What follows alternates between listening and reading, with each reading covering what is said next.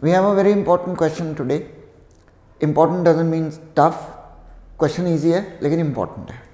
Sheet है एक हमारे पास, any sheet, square sheet like this, और इसके ऊपर एक सेंटर से कुछ डिस्टेंस पर एक चार्ज है, चार्ज क्यू, और इस शेडेड पोर्शन के अक्रॉस इलेक्ट्रिक फ्लक्स कितना होगा हमें ये कैलकुलेट करना है.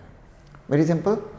We have a square sheet, any charge Q above the center of the sheet. Sheet is horizontal, charge is above the center of the sheet, or flux through the shaded portion. How much is the flux through the shaded portion? We need to calculate. We apply Gauss theorem on it. Gauss theorem applicable only on closed surfaces. Though it's not a closed surface, we can imagine a cube. एक cube imagine कर लें जिसकी ये base है, बीच में एक charge रखा हुआ है ओवर द सेंटर, और क्यूब के इस एक फेस के थ्रू फ्लक्स कितना होगा हमें ये कैलकुलेट करना है.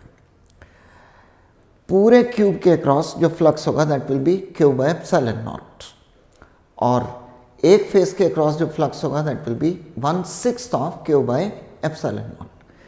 6 फेसेस हैं. गॉस थ्योरम के according flux is Q by epsilon naught through the whole surface, and since this is one of the faces of that imaginary cube, इसके अक्रॉस जो फ्लक्स होगा that will be 1/6. यहाँ तक clear है. पूरी sheet के shaded portion का कितना होगा जरा चेक करते हैं. Just see, this is 1/4 of the sheet, that's also 1/4 of the sheet. तो total flux through the shaded portion 1/4 of 1/6 of Q by epsilon nought. Clear है. पूरी शीट का फ्लक्स कितना है 1/6 of Q by epsilon nought, that's 1/4, that's another 1/4, तो plus 1/4 into 1/6 of Q by epsilon nought. And last ये 1/4 है, ये उसका भी आधा है, तो कितना हो गया 1/8, तो plus 1/8 of 1/6 of Q by epsilon nought. आ गया समझ में. पूरी शीट का flux 1/6 Q by epsilon not.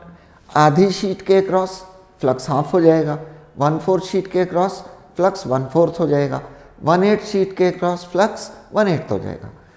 तो ये 1/4, इसके अक्रॉस भी 1/4 और इसके अक्रॉस 1/8 ऐड करेंगे, that's 1/24 Q by epsilon naught plus 1/24 Q by epsilon naught plus 1/48 Q by epsilon naught. Take the LCM, this comes out to be 5/48 Q by epsilon naught. Very easy. I hope it's very clear. Thanks for joining in. God bless you all.